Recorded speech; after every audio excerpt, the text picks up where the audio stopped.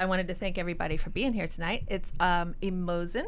It's what I'm Krista Anderson, and I founded and created EmoZen, which stands for Emotional Zen.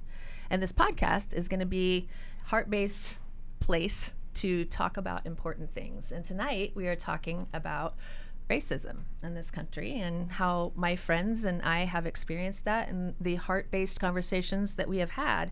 Again, I'm Krista Anderson, and I'm a licensed marriage and family therapist. I'm also a meditation coach. And I'm going to let everybody around here introduce themselves too. And start with Sarah Stewart. Hi, I'm Sarah Stewart. Hi. As introduced. I just graduated with mental health counseling, so I'm working towards my associate's license. So Krista and I actually did a self-care group at Family and Community Partners. Yes. And so it's an agency that works with community-based services, therapy, with probation and Department of Child Services. So we started a self-care group that for providers to come in a space and process just personal and work-related situations and how that all comes together in a holistic way. So we've actually had a lot of these conversations in the last 8 or 9 weeks. So some of this is stemming from some of our conversations. Yeah. This is the third group we've had, too. Yeah. And the first night of this most recent group, Miss Boyd, Tracy Boyd, and Sarah and I got very deep right on the first night. And this is Tracy. I'll introduce her. Well, good evening. I'm Tracy Boyd, as she's already stated, and I am a contractor at Family and Community Partners, and I provide services of father engagement, the home base, and supervised visitation. And yes, it did get deep immediately because me being an African-American woman, I experienced racism much different, and it jumped forward fast to just white privilege and what happens as we matriculate through life. And we talked about experiences, and one that stands out is myself and another lady that was in the initial meeting. Her son was murdered. Yes. And my godson was murdered. And just by coincidence, the black women were on this side of the room and the white women were on that side of the room.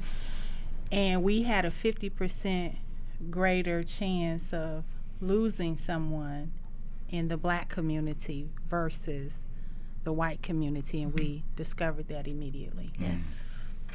And it was powerful for all of us. Yes, it was. And that very first night, which was maybe, 9 weeks ago now? We said we need to have a podcast. And so here it is. Here we are. And thanks to my trainer, Andre Creighton, for asking me again, hey, when are you going to have that podcast? We need to have that conversation. Because we have that conversation. Me, you, and E do that a lot, right? Every time. And I always remind, he's the one that said, I am your secret weapon. So I just want to say, we had to have Nathan. I know I'm jumping past, but by the way, I had to work with Andre because my part of EmoZen is physical, emotional, mental, spiritual self-care. And Andre has, he's an amazing trainer. He's very holistic. He will want you to, I don't do this very well. Shh. Kind of in denial about it, but food, he monitors your food. He gives you nutrition guidance and expects you to show him what you eat every day. And I need that. I really need that support. And what did I ask you when I came here? What was my text message? It was a question. It was to me and Jason, so he usually texts me, right? Food. I was like, LOL. Andre, are you calling me out with food with me and Jason just in the wrong spot? He's like, yes. And it was sausage, and he's like, pork. Quit eating pork. Anyway, so yeah, but Andre has a great special too. I'll let you introduce yourself. Sorry, he's a great asset to me. Great, thank you. You're I'm welcome. Andre the Beast Creighton, retired professional bodybuilder. I've been training for over 30 years. Basically, I like the fact that she's doing something like this to bring awareness to not only the Indianapolis area, but hopefully the world with the power of the internet. I'm not going to talk. I'm not going to talk too much because I'm ready to, You ready to get on with it? I'm ready to start talking. So I'm gonna pass the mic, so we can go on and get moving. We got several hours, so I hope you guys stick around. We'll talk about what I do later. This is about her, And so It's about us. it's about everybody in us, here. yes. You guys need to stick around. We're gonna be here for about 2 or 3 hours, and we're gonna talk about some interesting stuff. So I'm Some gonna pass good the mic on conversation. over. Nathan. Do we want to look at Andre's video first, or is this I the don't- time to do that, or what? We can wait.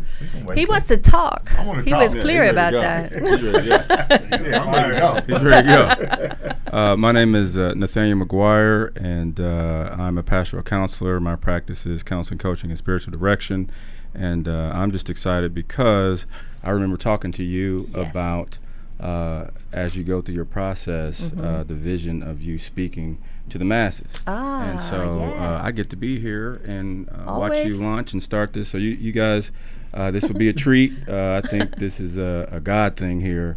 And Absolutely. I just know your passion is to help people heal for real and talk about real stuff. So Absolutely. I'm ready to talk too, man. Yeah, it's okay. Now we got James, Yeah, though. yeah, We got yeah. James. He's my PK brother. Yeah. Well, my name is James Mayhem Brown, since we put in our... Mayhem and Beast. I think we're safe, ladies. I am a certified alcohol and drug counselor as well as a professional athlete. Right now, I am working as a behavioral adjustment coordinator for one of the IPS schools. Just getting in the trenches with these kids because a lot of times we work with these different programs. I've done different boxing programs, but I'm only getting an hour of their time after school. So I decided to actually work in the schools and just, and the school that I'm at is one of the worst in the city, so it's definitely being in the trenches, but it's good work. So. Thank you all for being here. One of the things that I thought would be a nice conversation starter, again, I think it is a God thing too, and I just also realized there are 4 preacher's kids at this table. 4 of us. 1, 2, 3, 4. Recount that again. Are you a preacher's kid? No, I got left out. Oh, you are though? I grew up in the church. But you're not a preacher's kid. No. Okay. No. Okay. No, we came. Unfortunately. PKs are special. PKs. It's different when you get it at home. It's different. Yeah, we got some different stuff going on now. That's a fishbowl.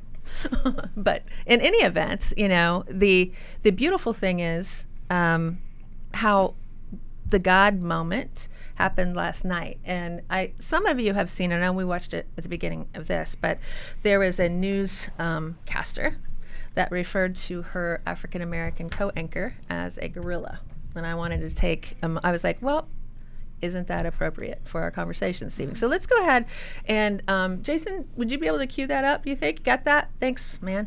And we'll watch this. Okay, you have to see this.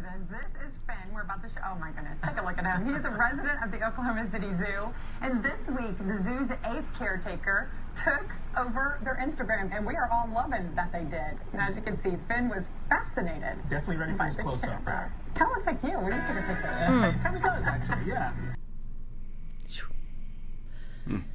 And that reminded me of how deep we went that first night, because you had asked Sarah and I how we had experienced, how did we get to the point where we wanted to be open and talk about these things, right? Is there something you would want to add to that? Because you go very deep too, and I want to make sure that it doesn't feel like I'm glossing over your concern or question. I think we're going to get in the thick of it because we all are here for the reason to have a courageous conversation. The biggest thing I think that's important for us to do is hold our communities, our groups, our friends accountable. And we have to have conversations that are hard. And we got to have them with heart and honesty. And how that made me feel was oftentimes I'm not really considered when we're having these kind of conversations. I'm supposed to assimilate and I guess pretend like those type of remarks are okay. Yeah. They're not. Nowhere, no how, Never. no way. And I think what has to happen, if I could redo that moment, I would say, I think you were full aware of what you were saying, but you didn't expect to be held accountable for what you said. And social media has this way of keeping us honest in ways that we may kind of resist them a little bit, but they'll help us to bring things back into focus. and I know I'm jumping ahead, but even though we're in this social media, visual, technological society, it didn't save Eric Garner's life. And I know I'm jumping ahead, but Right. So But we can talk about it, Yeah. right? And good. you guys, within 24 hours, do you have that clip part of it and see how she made the correction? Thanks, Jay. I'm here this morning because I want to apologize not only to my coworker, Jason, but to our entire community. I said something yesterday that was inconsiderate, it was inappropriate, and I hurt people. And I want you to know I understand how much I hurt you out there and how much I hurt you. I love you so much, and you have been one of my best friends for the past year and a half, and I would never do anything on purpose to hurt you. And I love our community, and I want you all to know, from the bottom of my heart, I apologize for what I said. I know it was wrong, and I am so sorry. Do y'all believe that? Y'all let me know what y'all think in the comment section. Let me know if you believe it. Now, this is his response. Well, Alex, thank you very much. And I do accept your apology, and I do appreciate your apology. I want to let everybody out there know that Alex is one of my best friends. I mean, we do what we do here, and you know, it's not as if we see each other here and then we leave and we go home. We talk every day, or almost every other day. I've told you things. I've shared things with you as a friend, and I do appreciate you, and I do love you. All that being said, and Alex would be the first to admit to this to you, what she said yesterday was wrong. It cut deep for me, and it cut deep for a lot of you in the community. I've heard the phone calls, and I've heard the Facebook messages as well. And I guess coming out of this, I want this to be a teachable moment. And that lesson here is that words matter. There's no doubt about that. Changing demographics here in this country, the demographics are changing. We're becoming a more diverse country.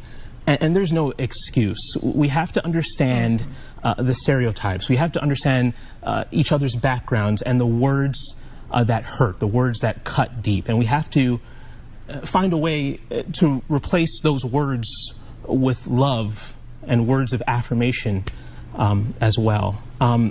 You know, what we do here as broadcasters, we use words. Words are the tools of our trade. Much like a plumber would use a wrench or a doctor would use a scalpel, we use words. And our goal and what we need to do is use those words not to hurt and not to divide, but to build a more perfect union. And this is going to be a journey for us. We're learning things here. And we at KOCO5 hope that you join us along on this journey. Thank you guys very much. What y'all think about that? So I'm going to put this out there and then open it up for this conversation, because he's talking about words. And the one thing that I heard from him that really stuck, it's not okay. It's unacceptable. He was right there with it, and he meant it. And he's talking about words, right? But the words don't mean anything if there isn't any feeling behind it.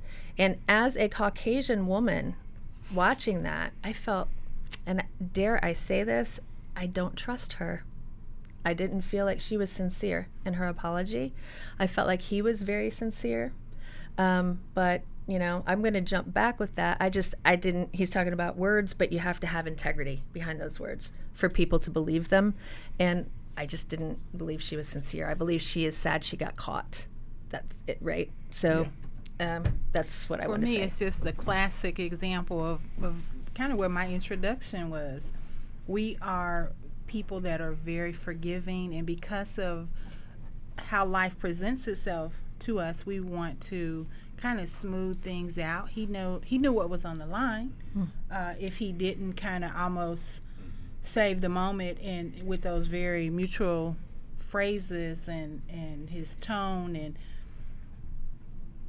that's what we do. Yeah. That's what we've learned to do, and that's a classic case of being able to assimilate so that the right outcome happens, if you will. And what's that right outcome, though? She kept her job. Yeah, right? That's right. Yeah. I think all three of us were talking about, you brought it up, how we all at the same time responded the same way, as if to say, like, he kept, he saved her, basically. That savior that we always have to be. It's a powerful text. I just want to share this. Just this weekend, there's this the chicken sandwich, right? And so this I just want to share this just for black people. This really messed me up, right? Okay. I'm watching this, and you got this chicken sandwich, right? And you got the Amazon is burning. 2 black kids were killed, teenagers. We had from 1619 to 2019, black people have been in 400 years of slavery, and our white brothers and sisters still don't even comprehend like what that means and what we've. They're debating reparations, like every other nation and people. Like that's what you do to humans. When this happens to humans, you then do this if they're human, right? Right. So exactly. It's common sense stuff, right? Sure. Where people are just so slow and remedial now. I know therapeutically how slow you have to be. So I'm watching this chicken sandwich, and I'm just like, black people, and I'm reading this scripture, right, the spiritual piece, and it says that when you talk about perfectionism, there's this text that God says, if you want to know what perfect is, this is what's perfect. If you love your enemies, that's perfect. And it dawned on me, it's like, man, if this is true, black people, You we got are it going perfect. on. Yes, you are.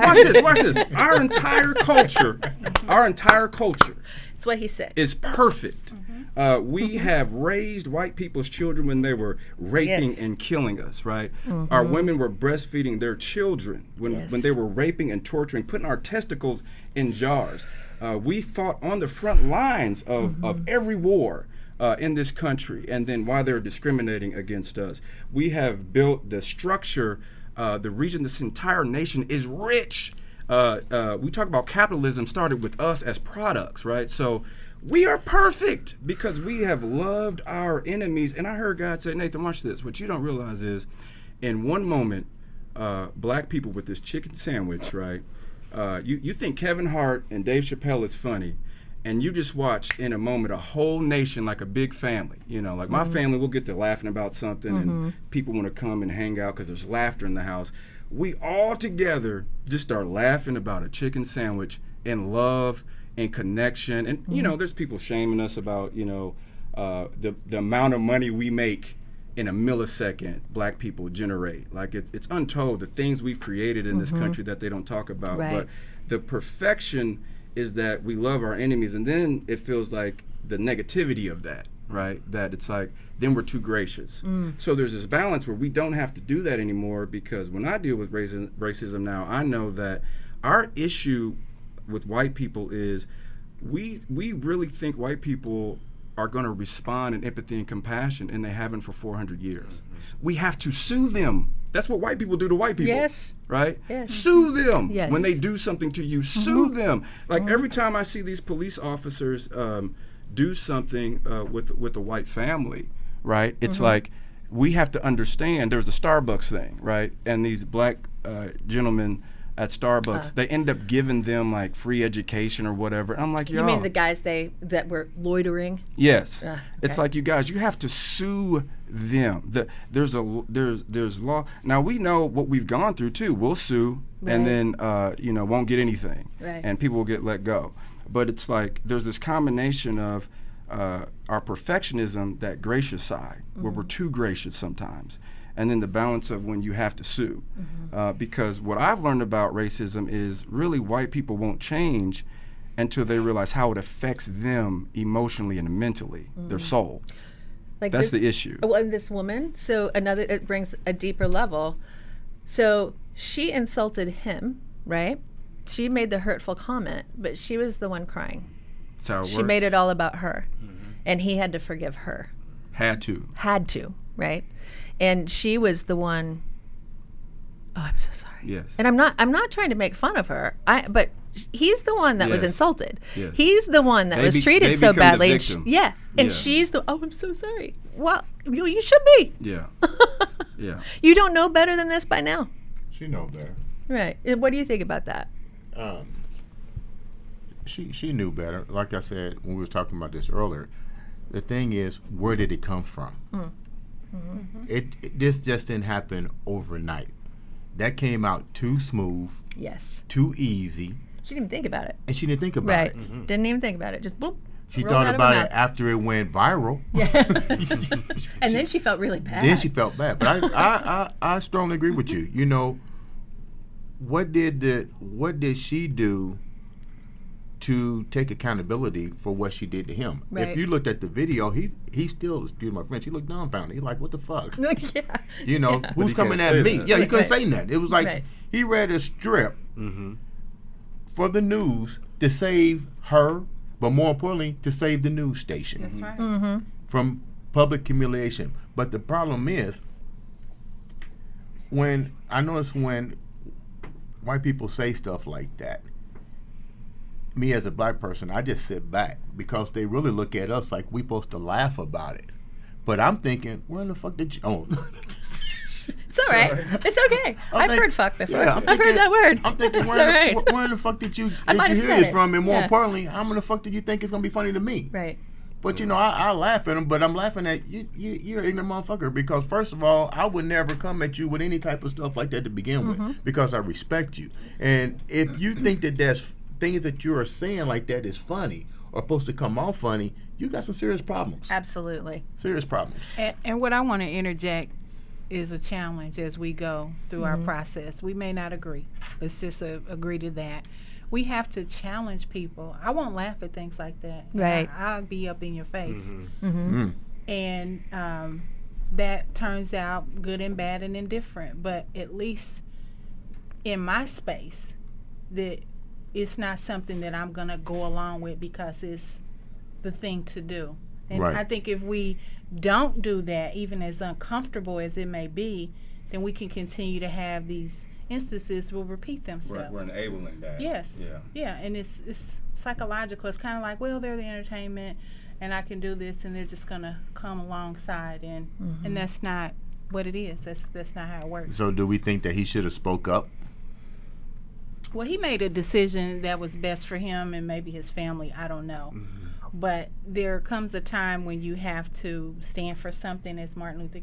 Martin Luther King said. I mean, you have to be willing to kind of lift the world if you need to in order for the change to come about.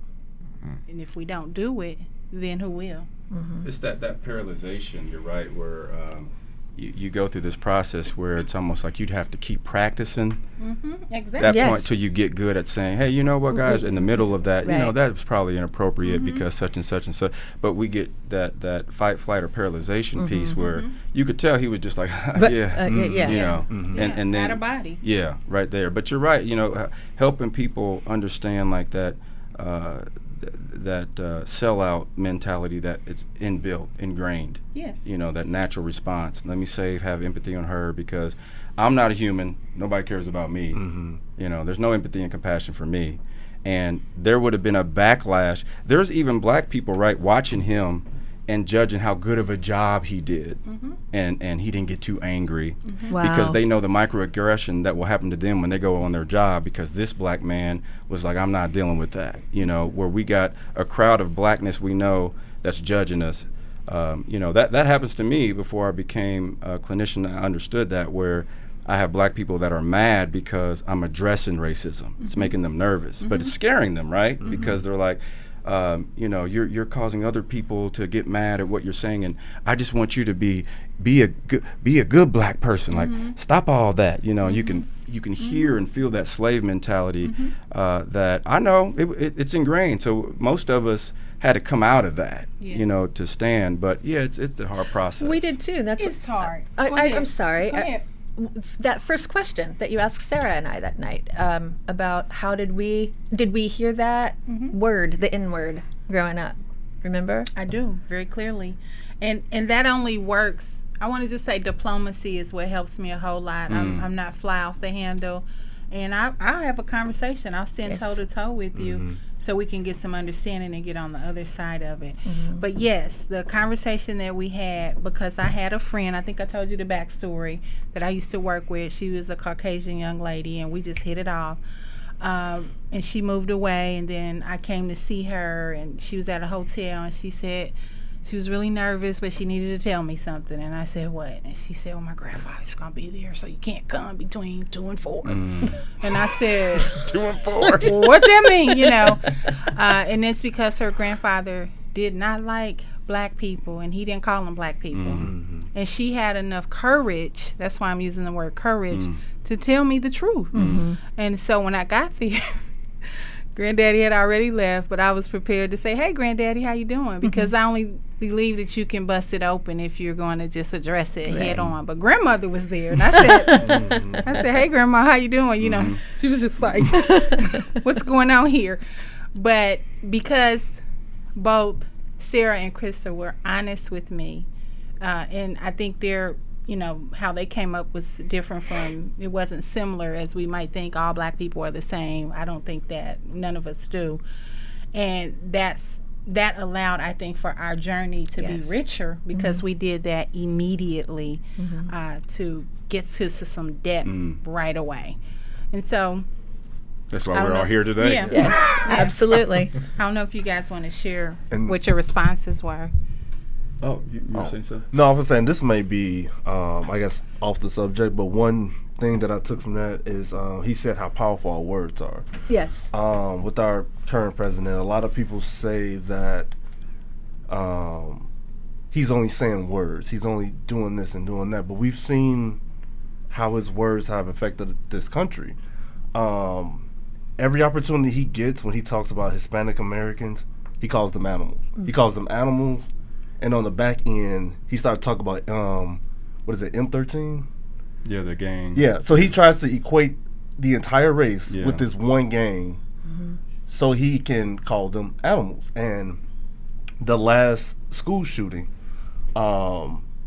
words. That kid sat in front of TV and took all that in. Yeah, these are animals. I'll take care of them for you, Mr. President. Because he's the leader of this country and, unfortunately, the leader of the free world. And we just see how politicians, their campaigns have changed. Yes. They changed from actual important issues to, well, one of them building the wall, you know, in support of building the wall, especially in Texas. I saw that a lot when I lived in Texas. Oh, yeah, that's right. Yeah. That it's just, it's like they had a breath of fresh air, like, we can be racist again because of his words. He hasn't physically did anything, but he said it's okay to feel this way. And I feel like the entire GOP has changed from family first, because that's what they were about at first. It was family, a man and a woman should be married, but now it's white nationalism. Like the right, the extreme right especially, it's white nationalism, and it's happening all over the country. Yeah, it's happening all over the country, all over the world. The right wing, like you're saying, it's coming up, and it's I don't know. Well, and I think that plays into what our responses were that night, because I don't remember specifically what the question was. I remember what our answers were. Maybe it was as simple as, did you hear the N-word a lot? Did you guys use that? And I just remember what I answered. Go ahead. You haven't had That's fine. the mic yet. My mic time. But I do want to. Yes. We'll come back to that. Yes, But okay. I was struck by. I do think it's something to say about the video. And full disclosure, I'm a person that is willing to be authentic with what I say. So Absolutely. I'm going to show you my weakness and my, along with what I'm hoping to kind of let people hear. But the first time I watched this, so we watched this 3 times, I think, to prep. And the first time I took her words, I'm like, oh, good, she's apologizing. Like, that's good. But then the second time, I'm like, oh, that kind of sounds really fake. Yeah. And then I heard it 3rd time, and I'm just angered by it, because I'm thinking, what a fake cry. You're not even, no You're not even tears, crying. nothing. That's like the most whiny. But I mean, that's not at all real. And I'm thinking, it took me 3 times to get to that point. As a therapist who's As used a to looking at therapist. that. Oh my right? goodness, how embarrassing. The 3 times. I am better in person. Nice plug. I love that. That's awesome. But I mean, I'm gonna just chalk it up to my white privilege. There we go. Yeah. Yeah. Because So you I'm didn't willing see to it at take it. first. I'm Yeah. willing to take her apology and say, well, she's addressing it, but it's not good enough. No, it's not. And it wasn't real. It wasn't authentic. But I wanted to take it. And I think that's a thing that I think this came out in another time that we were talking was, as a white person, sometimes I don't know if we know how to contain stuff That was when we see it. And so either we dump it or we just react. And that was her reacting. And it wasn't authentic at all because she didn't know what to do with it. Right. Right. And further, why are you asking her to do something with it? Right. Until she's ready. That's right. Yeah. Yeah. That's true. Go ahead. Oh, that was that was that one point, I guess. But when it came to the N-word, I mean, looking at my own history, so I was a pastor's kid in a small, like Mooresville area. So I don't remember. And I think what my answer was, I don't remember it. I mean, and it was more, I think, covert the way that things were talked about. But I always try to kind of go, the circles that would say that, I'd be like, oh, those are the ones that, those are those country boys. I'm not going to go hang out with them or anything because they're, I think we were talking about the difference between hillbillies and rednecks. Rednecks. And I'm like, I'm not hanging out with those rednecks. And but I think it showed up in different ways, almost in like a above it. But it was coming out in different ways. And I think it shows up there is I'm willing to take it because at least it was taking the high ground of apologizing and addressing it. That's not addressing it. That's not talking about it. That is not talking about it. So I think it was a sheet over the real problem. Ooh, speaking of sheets. No, just, Oh, wow. Covering it Right, up. there we go, covering it up, right? And I had a little bit of a different experience, my response, because I grew up in the South. And what a lot of us here at this table went to graduate school, the same place, and that education has prompted and fostered very authentic, real conversations. And one of the things for me that I had a hard time with is we were talking about the difference between culture and religion and race and that kind of thing, right? And I was always identifying more with the African Americans because I'm from the South. Right, the foods that you would eat, the things like the beans and the cornbread and the greens, and I'm like that. Well, that my grandma was mammy too. I mean, Culturally. Yeah. I mean, it's right. But then the question, I was like, well, yeah, my family used the N-word all the time. Those down the street, and do you remember? And then I used the example of that song, "Eeny, meeny, miny, mo, catch a tiger by its toe." I didn't learn it that way. I learned it the other way. And I was in first grade when we had moved a little bit more north. And I don't know if some of y'all know that the Ohio River is the Mason-Dixon line, right? North of the Ohio River, the slaves were free. South of the Ohio River, it was still slavery. So I come from a family that were tobacco farmers, and they did have slaves. And the interesting thing, I don't look it, but I feel it. I do have African American DNA, and but my family doesn't talk about that, And so when you asked about that, and I remembered, wow, when I was finally told by a teacher in first grade, we don't say that. We're going to change that word. You don't get to say that. I remember thinking in first grade, and you know me, so you know where this is going. It went deep. I was like, I've been saying that all 5 of my years, or however old you are in first grade, all 6 of my years. How many people's feelings did I hurt? Because it wasn't just like it rolled off her mouth. I rolled out of her mouth. It rolled out of my mouth. Until someone told me, I didn't know not to say it. And my eyes are hot right now, but it's the cultural piece. And that's the authentic, real conversation that we had. And so my thoughts forward on that conversation are, now as a 5-year-old girl, how do you go from in to this is a human being, this is a person, and then we have to go to this whole ideal of 3/4, 3/5 human, and we're talking about many years ago. I don't know, when you have that psychology, how do you go from that to that? You don't have the tools to do it. Well, I have an answer for that. Okay. It's called a teleological experience. one of my mentors, some of us know him here, Bernbacher, explained this to me, Dr. Bernbacher. When you can name an emotion, okay, when you can name it, it becomes something that's not part of you anymore, and it separates you from it. So the moment that someone told me, a teacher, Caucasian teacher, told me, no, this is what happens, this is what that means, that's why we say tiger. And I immediately had that shift of, oh my gosh, like no one had ever told me. So this is what drives me crazy. Right. Doing the work of being in, when I was explaining to him when I realized that I was the first black male in Indianapolis with an MFT degree. Oh, yes. And I was sitting there looking into the minds of black and white people and realizing, I think, what's a burden for you, you know that white people are not getting that simple message, right? Exactly. That I got at 5? That you got at 5. They are not getting that message, right? So I'm sitting with a white female therapist, and she comes up to me and she's like, my daughter didn't understand that in the civil rights movement, it was white women who benefited the most from that.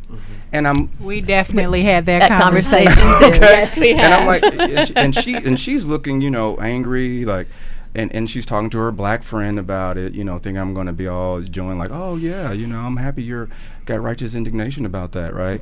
And she's like, my daughter has the nerve to talk about like, people getting privileged and that they're getting opportunities they shouldn't have, and it's because of civil. And I had to tell her that white women are the ones that benefited from black people getting ate up, shot at, whatever. And I looked at her and I said, how in the world would she know that? Did you tell her? Like her whole life? Did you have the conversation? You just got mad because she said it. What would make you think she was getting that education? Like, why would you think, like, look around. You haven't noticed? Like, don't come to me now. That means you have not been educating your daughter about what in the world's going on. And you, out of all people, should have some type of understanding of what people need to know. She's a therapist. You're a daggone therapist, right? So it's like, I hold certain people accountable to people I think should know, but I was in a practice, a prestigious one, the one that everybody wanted to work at when they graduate. And I discovered a lot of things in that process. And what I knew is, my God, if the head doctors are sick,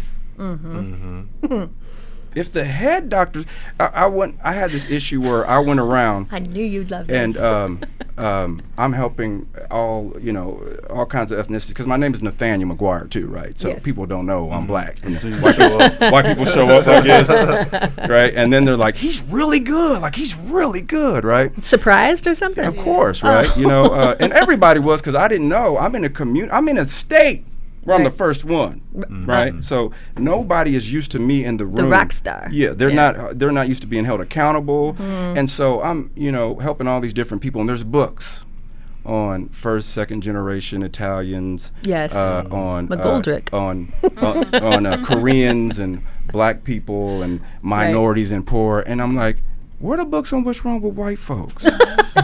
Right. So I go from office to office. I say, hey, guys, I need some help. I'm helping a lot of white folks. They're struggling with, like, not having any empathy and compassion. They're on the spectrum. They are not, there's a lot of issues here. Where are the books? Right. I don't know, Nathan. Look, go to the next one. Where are the books on what's wrong with white folks? Right. Well, I see what you're saying, Nathan. I'm like, what? Y'all, you guys have some You're the best storyteller. I love it. But the empathy and compassion on me, what happened was, then I started to see that in this system, there's two victims here. There's the people with the superiority complex that we know therapeutically that destroys you. That'll make you lose your soul. Absolutely. Okay? Then there's the people with the inferiority complex. Well, I can always help the one who's inferior come up. But if you ever seen a man that's a CEO or has a great job and they don't deserve to be there, they will never come down. No, they will not. They'll go somewhere else and be a CEO and destroy that, and then go somewhere else and be a CEO and destroy that. Kind of like the president. I think I'm not saying anything. Sorry. I'm sorry, it's my show. I get to say that. Yeah, but what I learned is psychologically in that process, how many white people are dealing with the trauma of racism. Yes. We got post-traumatic slave disorder, but we don't talk about post-traumatic slave master disorder. Right. So you're dealing with the people who, there's a class, all love is transactional, it's not unconditional, right. and there is no love. White people call people who don't do well trash. They're trash. Like, they're not people. It's like they're not doing well. They're trash. They do that to their kids, right? If they're not a doctor, I can't tell you the amount of doctors and lawyers I talk to. They're doctors and lawyers to try to impress their parents. Yes. And they never did impress them. And they don't know what they want to do with their heart. Yeah. Do you know how many people I ask, so what do you do that makes you happy? I bet you 90% of the time, the response is,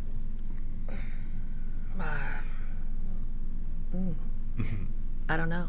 And I'm not kidding. Oh, I know you know. I know. Yeah. I mean, seriously. What do you do that makes you happy? And people don't know. Scott C. asked me a question one day. We were in the middle of class, and it took me about 8 years to understand. He said that when I'm dealing with white males, I notice that they don't really talk about the community. And he said when I talk to black males, they talk about like them as they're within the community. Yeah. And I'm like, what other way is there to talk about they talk about how what they do affects the community and how the community is affected or helps them. And I'm like, what other way? It took me 8 years to realize that white culture grows up to only think about themselves. Yes. I couldn't even comprehend that. Yeah. Like we can make a product and I'm only concerned about me and my family. And if it wipes out 30,000 people, I find out that's not me. Right? I couldn't even understand but that's a psychological Freud thing, right? Marriage and family therapy, a white man, of course, right? It decided, we should include like the system, the family, like the whole family, not just one individual person, right? That's what systemic, that's our whole education is about, but black people and minority cultures already think like that. Right. So that's what drives me crazy when I'm dealing with white people who they think they have a new idea and they don't realize, no, we've been doing that for a long time. From the beginning. And one of the things that I haven't been able to do, I told you I was going to look, I haven't found it, but I did it at CTS twice. And Nathan, I don't know if we were in the same class or not, but I did it twice.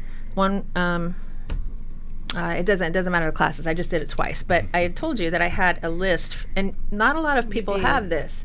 My great-great-great-grandfather's will divvied up his slaves to his children. And I started doing genealogy research, and what did it for me, so I'm looking through the will, just thinking, because they're all members of the DAR. I mean, my family came over here in 1729 from Germany, right? They did the whole Pennsylvania Dutch, that was them. And started a lot of churches. They left Germany because they weren't Catholic. So they started a lot of the Protestant churches. But in any event, so here's this sheet. So I'm like 33, 34. There's a woman, 33, 34.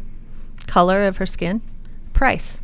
Underneath of there is a boy and a girl. I know as divinely as we're all connected, those were her children. Prices after them. There were 14 slaves on that, and they were divvied up. And when I saw that woman and those children, I literally dry heaved in the trash can because I thought, that's me and my children. I didn't see it as something separate. Yeah. I saw it as human beings being sold, and I could not fathom my children being ripped from me and not having a mother effing choice about where they were going.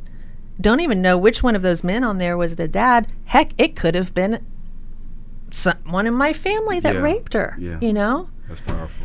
And so when I presented that, each time I've had the opportunity, and I'm really disappointed, ever since I've done that at grad school, I haven't been able to I made like 100 copies and gave them to people because they're like, can I please have that? Because y'all can't find where your family comes from, you know? Wow. And in that northern Kentucky area, that side of my family's last name was Brown. So there's a lot of people that took that hopefully found some family, right?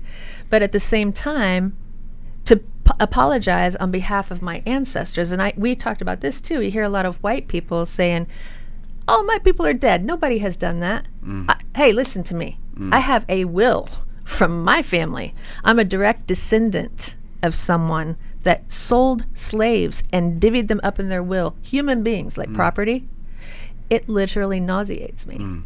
And I understand it was part of the culture at that time. Whatever, I don't know how it becomes part of the culture, but that's what I hear. That was then, this is now. Oh no, it's still here, right? And so doing my part in being able to say, hey, Caucasians, we've got to understand our history, because frankly, some of those stories about Kentucky, we wouldn't talk about being black, but we'd talk about marrying second cousins. That's okay to talk about. Incest is okay to talk about.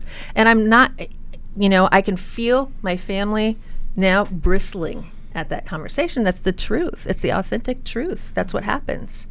I was at a funeral of a great aunt, and I was talking about, and I want to find my Indian ancestors and my African American ancestors, and I had an aunt go, we don't talk about that. So they just sat there and talked about being cousins, and they're married. And we can't talk I can't talk about all right, I can't handle y'all. Give me some tequila. I mean, what the hell, right? And so I'm that person that speaks up in the face of really close. And you've said you can see me talking to white people. I'm like, Nathan, I don't think I can do that. And it's not because I don't like white people. I'm white. I love white people. My kids are white. I love all people. I don't like closed-minded people that aren't willing to hear the truth, that aren't willing to hear someone's story, that aren't willing to hear, hey, what makes you tick? What makes you get up in the morning, right? And it's connection.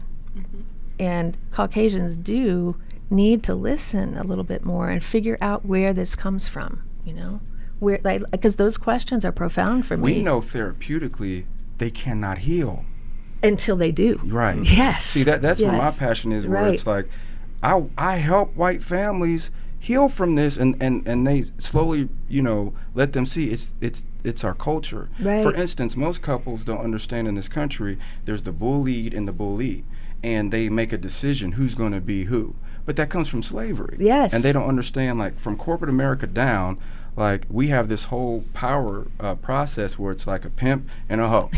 Like, Yes. what you going to be? And so Yeah. I deal with, like, families all the time where the daughter or the son makes the decision, am I going to be the doormat, right? Or I'm going to be the one that walks over you.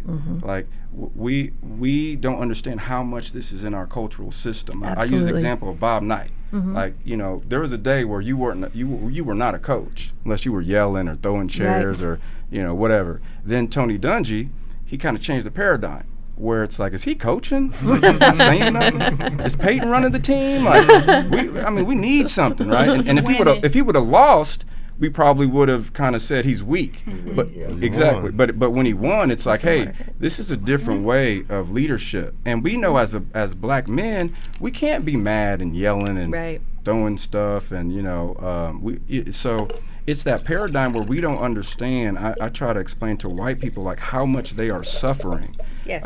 Because they won't deal with this issue. They don't have the true narrative. And so that's when I kind of get mad at, marriage and family therapy, and they don't say anything. That's why I'm like, girl, you look. If you're a human, you should be mad. Yes. See? Yeah.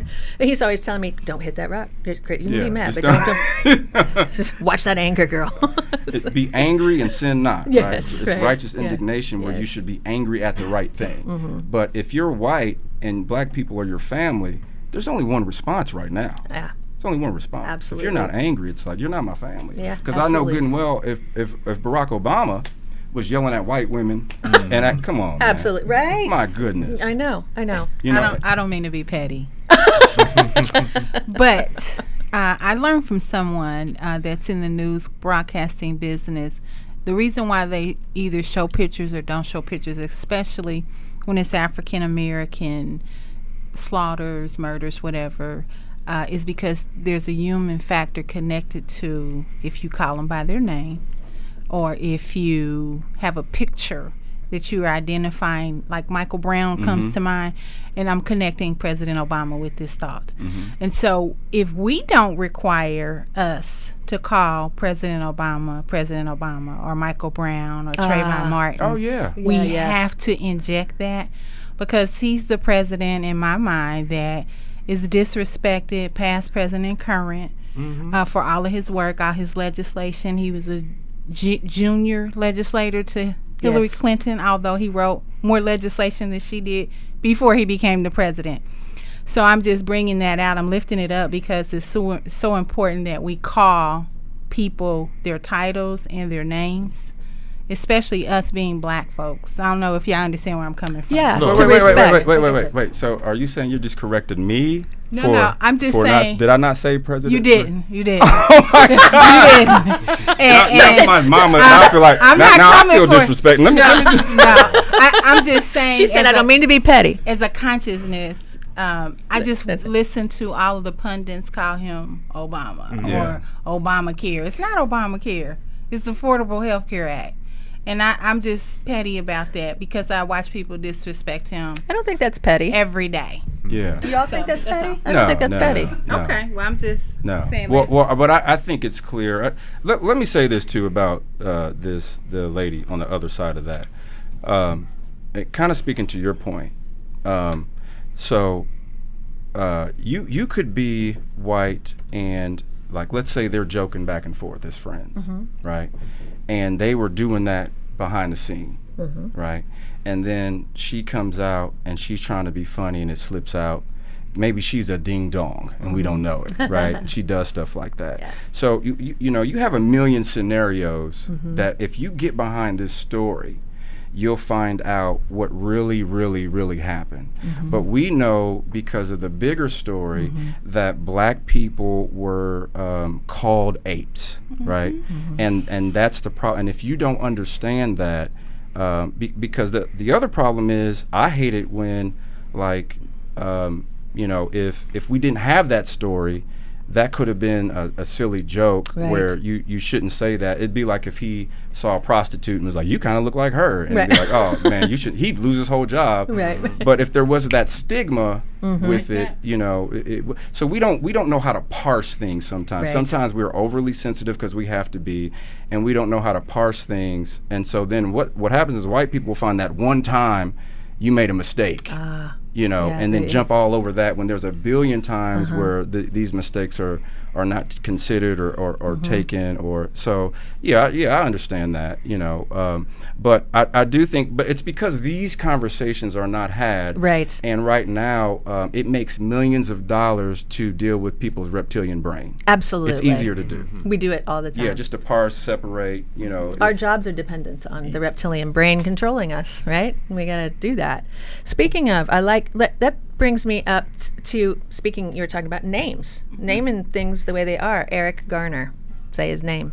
Eric Garner was murdered. Eric Garner. Murdered by police officers. I don't know. We have a clip on that. Jason, do you have that up? Thank you, my friend. We're going to watch this. It's hard. I just want to give you guys a heads up, okay? It's hard to watch. Yes. So you can put it up on me? That's all right. The people that's fighting just to walk away?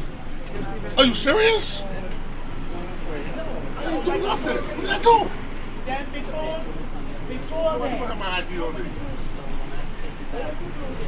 Take you left for what? I didn't sell anything.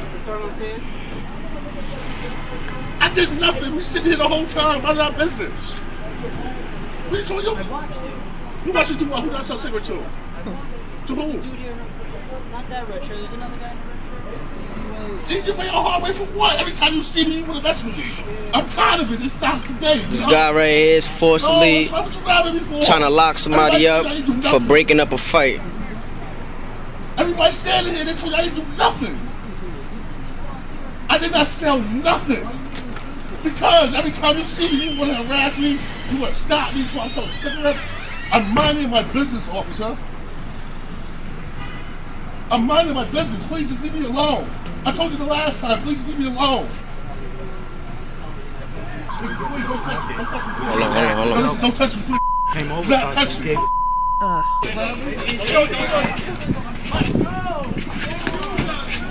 Damn, man. All right, stop. Give us your hands, buddy. Put your hand behind you. I can't breathe.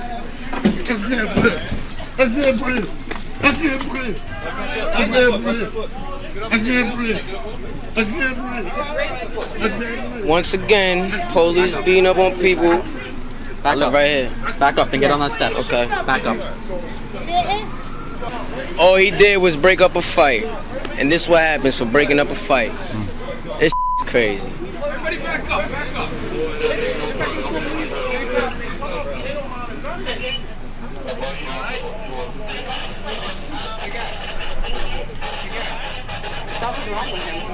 You can't breathe. Look, now, man, they gave this man a seizure. Yo, move out the way. It's my brother. We live here. Back up this way. Everybody now back up. It's now going to become a crisis. Back it up. Back it up. I'm going to my house. No. This way. Let's go. Can't go in my In the house or that way? All right, I go that way. Pick a choice. I'm getting my Let's bike. Go. You had your chance to get your bike, sir. Staying over there. Right now we have a scene. That's a murder, yes.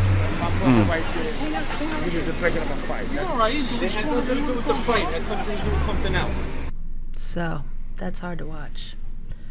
I counted 9 times. He said I can't breathe. I think on record it's 11. I'm not sure.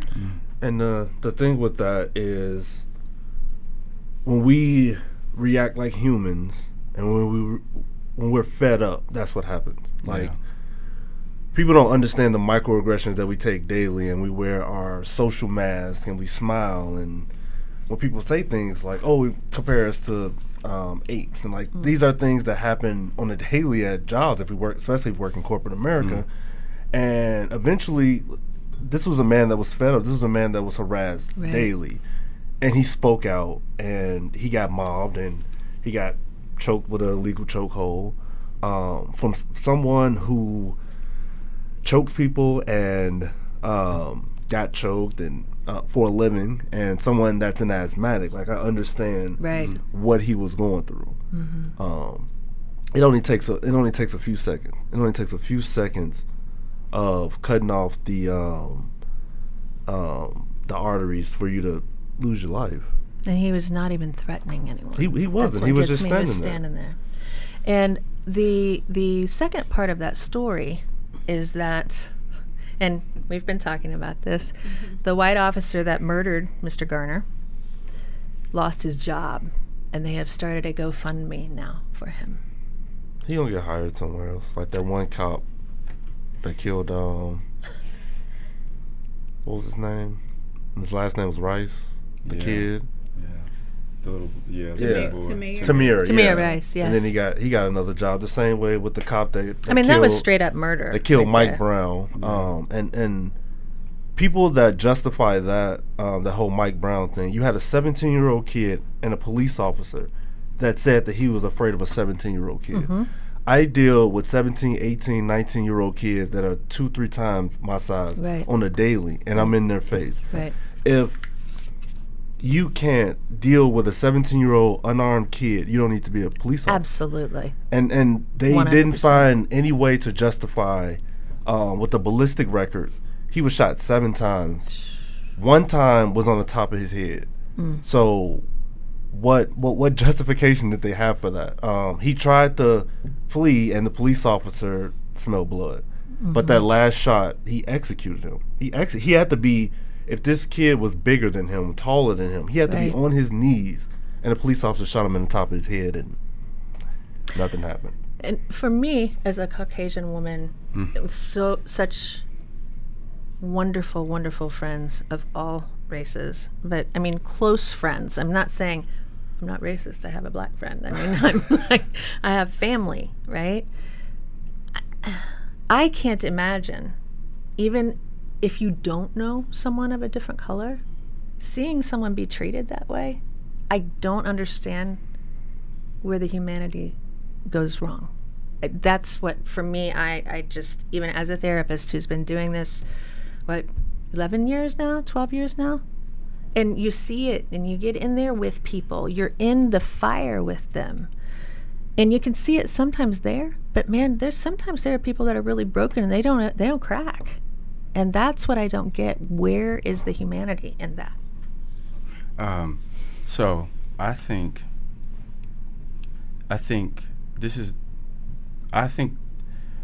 that's not true, what you're saying. Please I want to be wrong. So the deepest thing that when doing therapy that I try to simplify is you're the same age emotionally as when you're traumatized, right? Mm-hmm. So so there's adult Thank us. you, James, for showing up. Thank you, bro. It's nice having you here. Bye. There's adult us and little us. Yes. Little us doesn't have understanding. Yes. See, I know you. You're a great therapist. You have too much understanding to say what you just said. You do understand. I love this. So See, that's great. you understand. Yeah. Little you, though, that was traumatized by racism, that was hurt by it, There you go. has a disconnect with this, and is like, why is that? Why would we do that? Why would my parents? You're 100% right. So it's like we spend so much time talking about, what's happened to us. But if we just make it a simple like math problem, but we know it's system dynamics, it's like when you deal with a family, you want to deal with the parents, right? Yes. White people have the power, they're the parents. But when you're in the situations where the parents have no understanding, so you got to deal with the kids, and you have to say, your dad is beating you because he was beat, he thinks it's discipline, he doesn't know any better.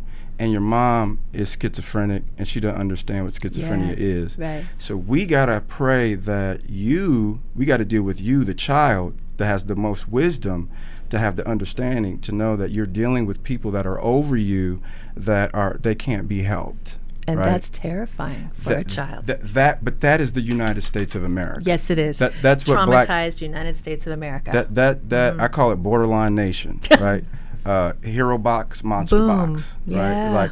Yeah. So black people are in a situation where we have these people that are over us who can't see themselves, and they turn into the victims, right? They're like that parent that they never say sorry, right? They never do anything wrong.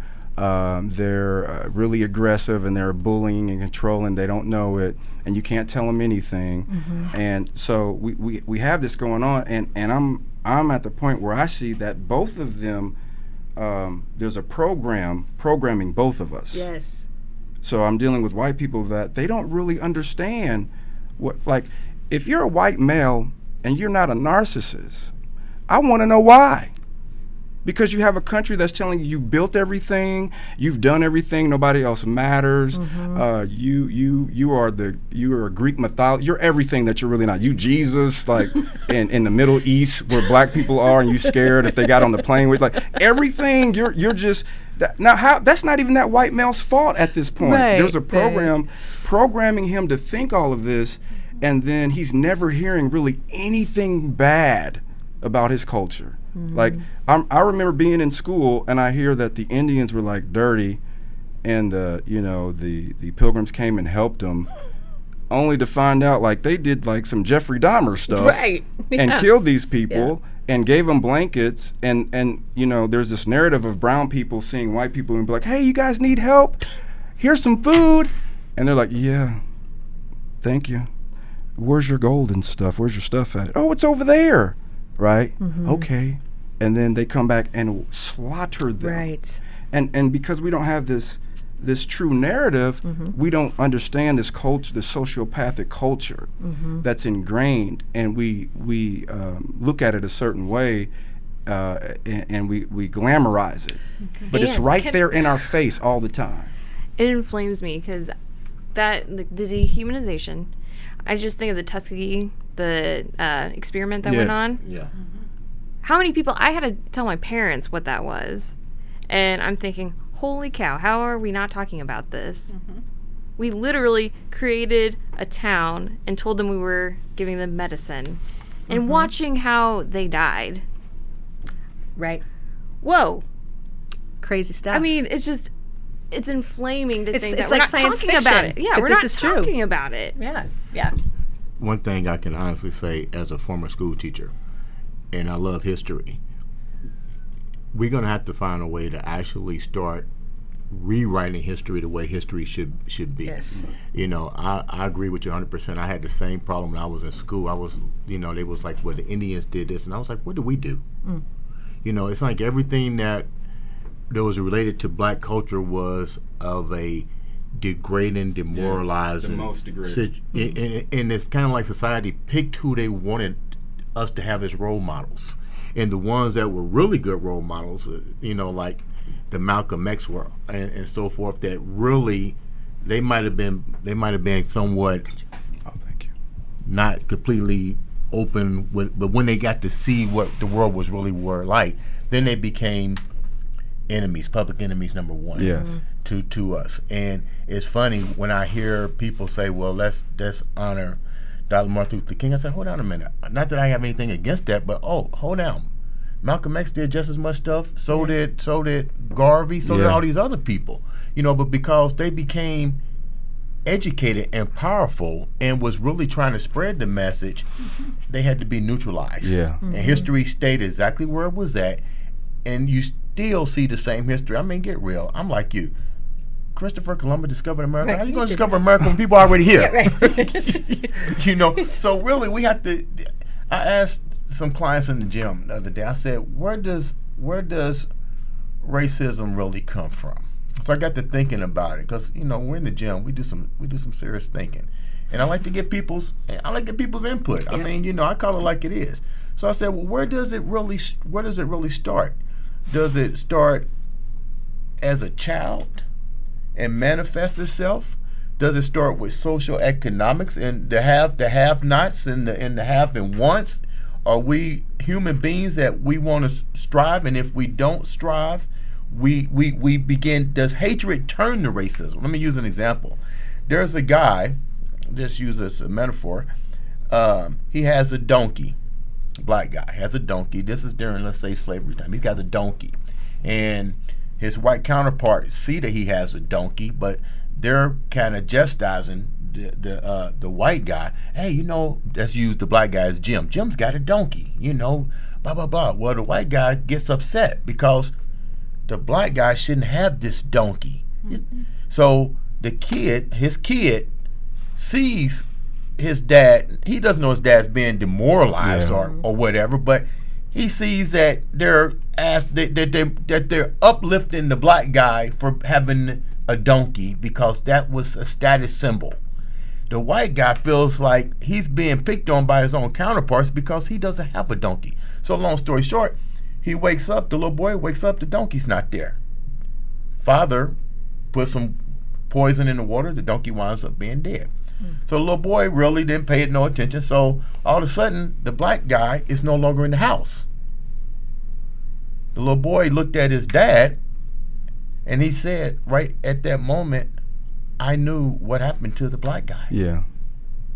He died. He knew right then his father did something malicious because the hatred of the praise that the black guy was getting for having something as mediocre as a donkey drove him to hatred because everybody in his social economic region basically got to his psyche. So I guess what I'm trying to say is it's Cain and Abel. Yeah, as therapists, what do you guys need to do to transform this? Because I personally think that racism is not a learned behavior. I think it's a process of symptomatic things from social economics to pressure to hatred, and not being able to manifest that hatred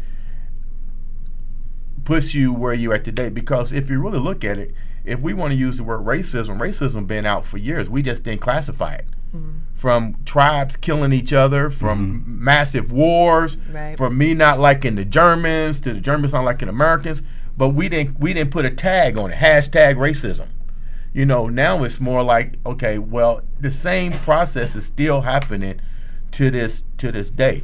Me personally, I went to therapy, and for a black person to go to therapy, it's like my dad tells me, "Are you crazy?" I mean, he from old school. You don't need to go there. Them people's crazy. That's right. But they taught me what you guys said. Everything starts from that little boy that you see your parents doing, and the parents are the role models. We learn from them. We pick from them. We wanna know right from wrong. But if the parents haven't been taught that, then how do you expect them to bring it to their kids? That's right. That making sense? Yeah. That's right. We all have that that kid, and I think it gets locked up inside, and it takes that one little trigger to manifest itself. And that's sad that he died like that, but I can understand, being a black person, I know what it's like to be harassed. Yeah. Wow. I'm symptomatic programmed to do it. My parents didn't have to tell me that. I walked into the world of it, and I had to learn how to navigate its channels. And when people say, well, it's hard to be a man of color in America, it's hard to be a man of color in any place, because we have to learn how to navigate. We have to learn how to play your games. We already know we're going to be demoralized. Nobody's going to say, oh, well, you helped build a traffic light. Nobody's going to say that you did this. You're going to be demoralized before you become uplift. And when you're black, unless the only praise that you get is if you got a $500,000 or $20 million football contract or basketball contract, your voice does not become a sense of movement unless you are stereotyped as an athlete. Because if you go beyond that, then it's kind of like what baby girl just said. We don't even acknowledge President Obama as President Obama. What kind of respect is that when we can't even respect our own kind? And I never thought in my wildest dreams I would live to see a black president. I knew it would happen because he came to my college and asked me when he came to LaGrange Community College how many people really showed up to support him. They didn't even have really security there. I remember walking through the school going, well, this is kind of crazy. If this was any other president, man, it wouldn't be school. You know what I mean? So I'm thinking, wow, we got a lot to learn in this country, and it's even more so because my daughter's biracial, and she goes, she classifies herself as black, and I say, you know what, babe, you don't have to classify yourself as black. Classify yourself as human being. Yeah.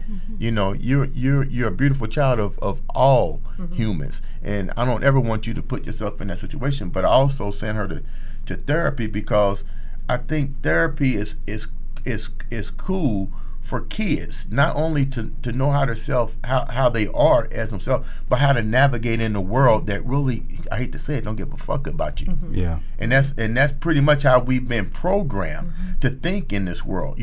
Nobody gives a hell about you but you. But I notice a little bit different in a black society. Black people were born to know the value of family. Yeah. Yes. And I seen that firsthand in a relationship I was in. And it was a Caucasian person that went with me to my family, and I remember watching them cry. And they go, I'm thinking to myself, why are you crying? Yeah. And we never had that. Yes. Yeah. And I'm thinking, subconsciously, you got to be bullshitting. Yeah. But then I had to consciously step back, and that's what I usually try to do. Even when I post stuff on social media, I speak from the heart. I had to put myself in their shoes, and I go, you know what? You're probably right, because they're so concerned about being the crabs out of the bucket and don't want to get pulled back into the bucket. It's a class ladder. Yeah. It's all about class. They don't care about nothing else. So family's not important to them. About that dollar is more important to them. And when look at Wall Street, when it turns black, and you don't see no black people jumping out the windows. We're not driven like that. We're driven by family values, family moral, and the family is the root of stuff. So, but back to the question, what do you guys do as therapists because I think it's more here in the mind. It's retraining people's minds. Retraining. Yeah. That's where it is. Did I say that right? Retraining? Retraining, yeah. Okay. But it's also, I'm not a therapist, but you kind of are, though. I like that word. You kind of are. And so here's the thing, though. Nathan and I and Sarah and you are getting ready to do that too. We are trained to, like Nathan said, but I think there is that humanity. It's that little girl in you, right? And he's absolutely right. And I had that aha moment. And when you're talking with people and having these conversations from the heart that matter about truth, I haven't said it yet, but there is a healing that happens. And when healing happens, I get hot and I can feel stuff like burn away. And my little girl said to me, yeah, you were robbed of the history of your family. Yes. I couldn't find who my people were. Yeah. Because no one would talk about it. Yeah. Everyone knew it, but no one would talk about it. Yeah. That's what lets me discover that chosenness. Like, you were chosen, though, to discover and be the one to embrace that in a way that nobody else, because when you look at the story, what I love about what you do, that's what I do is when people are acting different, I'm like, where'd you get that from?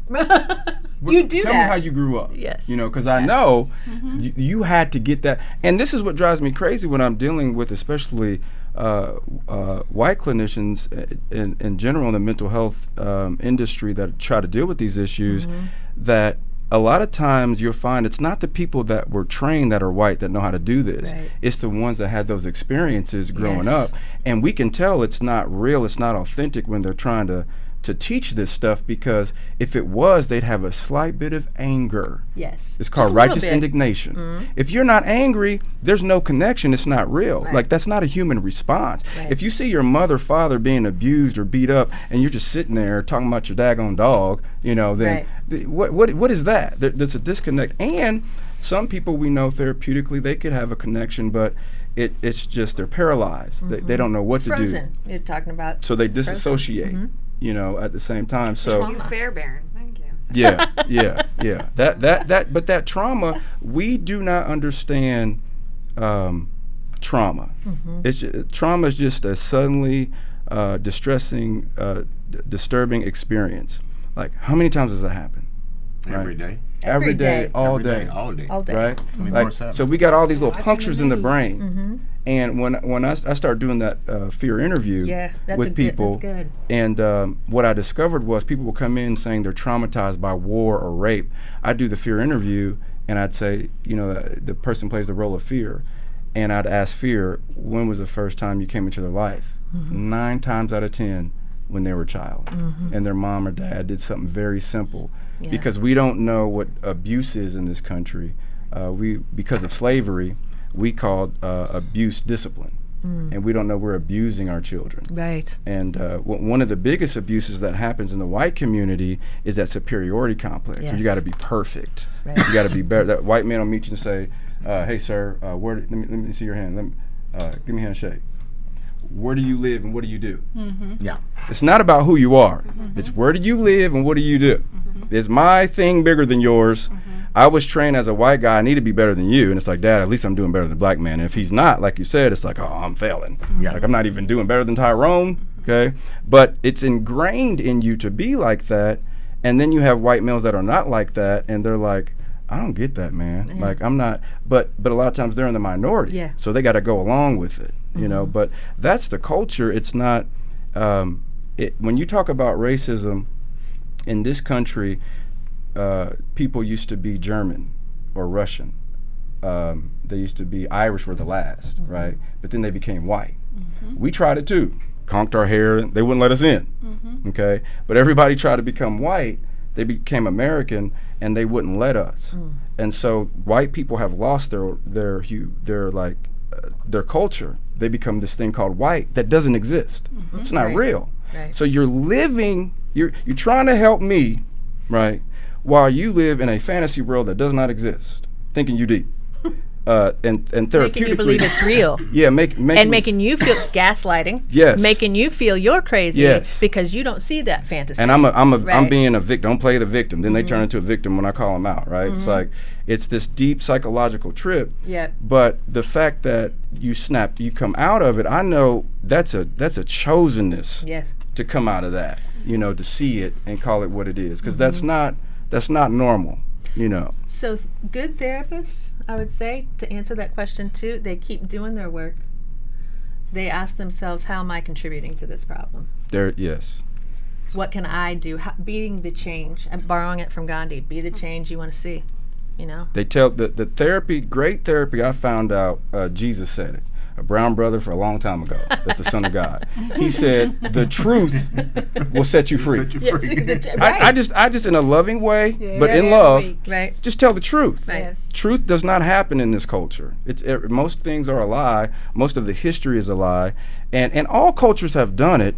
It's just the white culture has done it in a way where they perfected dehumanizing people. Yeah, It's called the peculiar institution, and it's made us all sick. Yes. And the problem is that white people are not aware of how it's made them sick. It's how it's made us sick. Yes. Right? Yeah. Yeah. So it's never dealt with. It's always black people like, oh, how can we help you guys deal with some of your issues? And it's not like, what's wrong with us? Like, when you lose empathy and compassion, talk to us, y'all. What is that? What's that called? Right? All the worst diagnoses that exist when you don't have empathy and compassion, right? That leads into sociopath. He's talking about narcissist, narcissism, malignant narcissism. Yes. Okay. When you don't have it, and it spreads. Yes. Right. It ain't just for black people. It goes to women, your children, your wife. Now she ain't nothing, and they ain't nothing, and it's all about me. Right. That's a disease that we don't talk about. Right. That is really destroying this community. But if I have money, right, and pay my way out of it, I don't have to address it. The root of all evil is the love of money. So when you have a man abusing women, men, everybody, well, the economy's good. What? What? Yeah. The economy's good, so I think everything's what? Like, that's all that matters? Right. Does money really give you joy and peace? No, right? And then because of that animosity, you have a culture that knows. They believe that when we get into power, we will do to them what they've done to us. So there's fear and a paranoia. Right. So when we get into power, like you said, we get the donkey, we get this, then it's a fear that comes that's, oh, when they get power, they might do that to us. But it's not in our culture. Right. See, it's not even in our culture to act like that. So that's a major problem that happens. Well, and we dehumanize people from the beginning, right? Is it okay?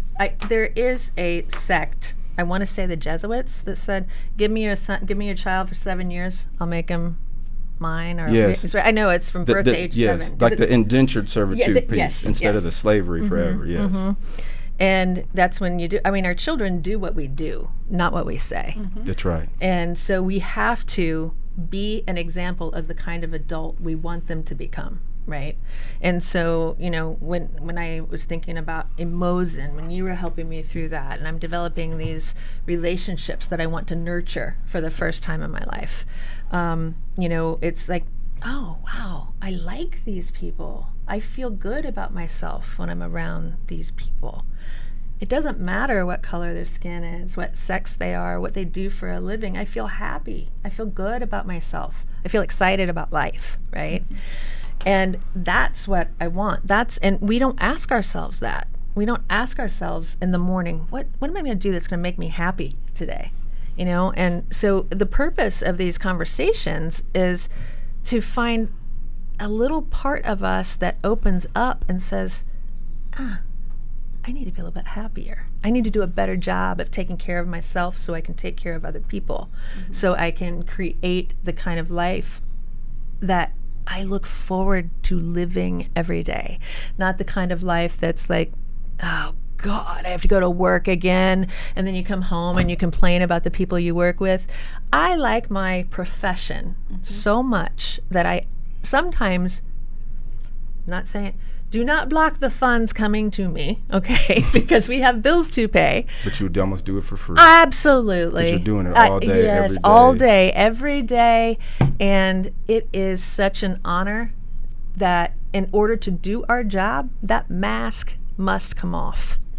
But what you're saying is it's not transactional. What you're saying is I exist, and I'm happy to exist, and I'm making sure that you feel your existence as fully. Yes. Yes, that's powerful. Boom, that's powerful, Sarah. That unconditional love. Right. So imagine this country without Martin Luther King.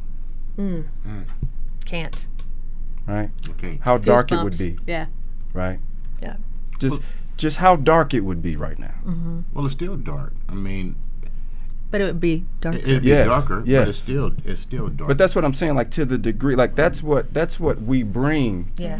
When our light is not up there, look at what will start turning. Right. Like, black people don't realize, like, how much of the Ark of the Covenant we are. Absolutely. Right? It said that I might know who you are in your suffering. right? There's a light that comes in suffering, and there's this balance. It doesn't mean like I'm supposed to turn the cheek and get beat by you and let you do everything. It just means there's gods come and die for you. Mm-hmm. That's what gods do, right? So there's a light of that unconditional love that people don't understand. Mm-hmm. You know, working with people, this blew me away. I'm like, you know what, Jesus, I get it. We can't do it. We can't do it. God was like, hey, let me sum up the whole world. I'm going to come on the earth. If this story was real, right? I'm going to come on the earth, and I'm going to be perfect. And this is what I'm going to tell everybody. Hey, I got a little secret. This is what I want. This is what I need you guys to do. This is the art of everything, highest level of consciousness, all this deep stuff, right? Love one another. We can't do it. Y'all, I want you to remember that he is a pastoral counselor. That means Nathaniel counsels pastors. Yes. Right? And they have one of the hardest jobs there is, and they don't have support for it. That's why we have this, what created this Yes. group, you know? Yes. They're taking care of a whole congregation of people. Somebody's posted something. Oh. Did you? Get a little comment from Facebook if I throw it up there for you. Yes. Oh, okay, thank you. That's interesting. Talking about God. They have mental health issues they refuse to accept. Talking about a God this and a God that, but don't have God. Now, don't get me wrong here. There is some awesome, loving white people out there, but I find that those are usually raised in multiple cultures or in areas where that culture isn't the majority. So they are exposed to different cultures, thus learning to embrace us. She's dead on. Mm-hmm. Culturally, a part of me, I grew up half white evangelical. Mm-hmm. So I got a white evangelical brain Mm-hmm. when I'm dealing with things. Mm-hmm. And so when I was in white evangelical schools, I mean, first of all, you're sitting there and you're learning stuff like white milk is righteousness and black dirt represents like sin and badness, and they're passing around a cup of white milk. Oh, wow. And, you know, I want to call out a church that I just went to that just did that about a month ago. Mm-hmm. And I called, you know, Jesus. But she's right. So you have the Klan Mm-hmm. was based in this white evangelicalism that still today where Mm-hmm. they don't even at all address. You know, I went to a Bible college that dealt with racial reconciliation, Mm-hmm. but almost the wrong way. And so they don't deal with it. They act like it's a non-issue. Well, and I want to go a little bit more gestalt with that. Everyone has mental health issues. Period. Period. Not just us up here. Yes. The entire country. Yes. The woman who wrote that, Yes. our president, everyone in this room, Yes. we all have mental health issues. And because people don't understand mental health, they don't address it. Mental health and physical health are inextricably intertwined. I mean, people get sore throats because they aren't able to speak. People get bladder infections because they're pissed off and they have no place to put it. People get headaches because they think too much and they're like, oh my gosh, why? I mean, they don't have any place to put it, and we don't address our emotions. So when people want to say they have this, they have that, I go back to, I agree with you 100%. She's correct, but I would say, while she's correct, we all have mental health issues, Yes. even the person making that comment. So the reason why CTS was so good is because when I was at Bible college, there was a time where if you were a Christian, you couldn't be a psychologist, and if you were a psychologist, you couldn't be a Christian.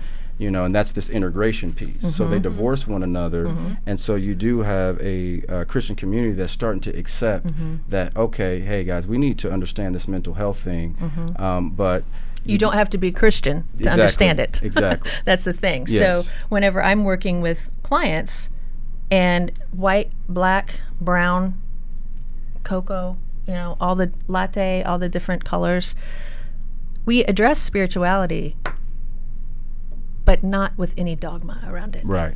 And people really can't address spirituality unless they talk about going to church, you know? And I mean, atheists can have a spirituality. Yeah. I find spirituality with my dog when he goes out and tries to push the water fountain thing, and he can push it, but he can't get a drink and push it at the same time. So he'll look at me and whoop, whoop, Yeah. you know? And that's a spiritual moment. I'm like, he needs me to hear him. He's thirsty. and he needs my help. Or if I'm sad, my dog comes and gives me a lick up the side of my face, because my dogs pay attention and see me more than people do. And that's why people love animals so much more, right? Yeah. So I think racism takes you to another place, another level, where we have to expand out, and it's not just about Christianity, it's about mental health. Our mental health, and what do we do with that? We look at ourselves in the mirror, and again, how am I contributing to this situation? What's my issue? What am I missing? Why am I so triggered by this person? So I will own what's mine, but I will not own what's yours, right? I think it was Jane Elliott. Yes.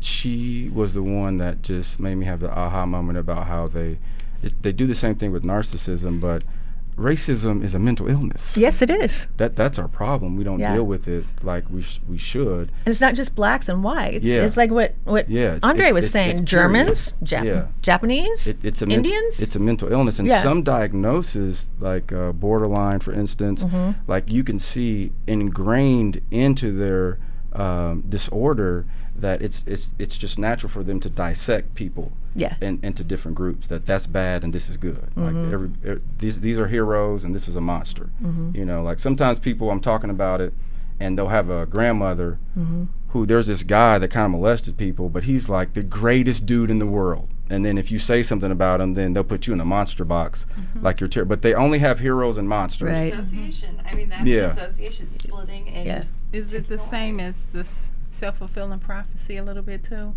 Because they said he was a demon, or they said he was a hero, and so he just is that.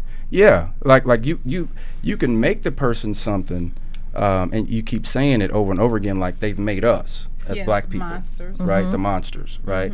But not everybody has that disorder. Somebody can actually just have that disorder.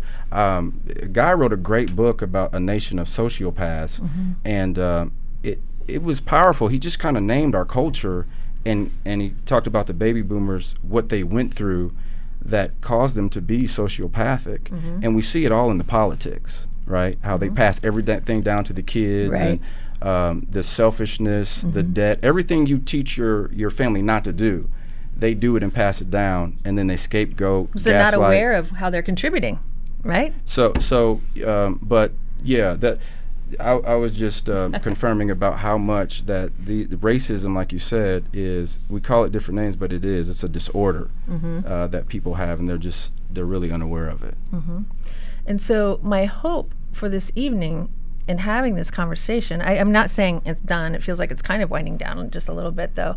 But is that the main point is, how are you being the change you want to see? You know, how are you looking at yourself and saying, does this racism thing apply to me? You know, am I understanding when someone says that offends me? You know, one of the biggest, there are two things that I want to make sure I put into this conversation. The first one, Dr. Sandra Donaldson had said to me, well, racism can simply be described, and this isn't what she said verbatim, but this is the message.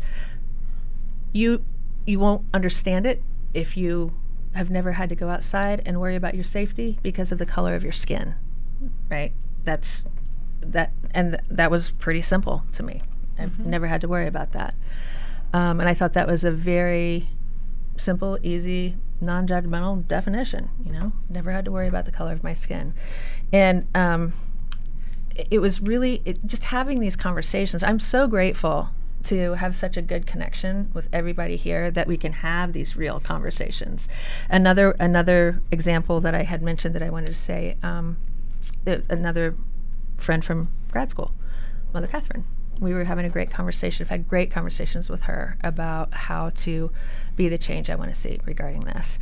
And I had said to her, we were having lunch, and I just said, yeah, well, I'm not racist. And she said, you know, I don't like it when you say that, because the minute you say I'm not racist, you shut down the conversation. It's kind of like somebody saying, oh, well, here, pray for you, or here, read the Bible or the Quran, or, you know, the Torah, go to church, do whatever.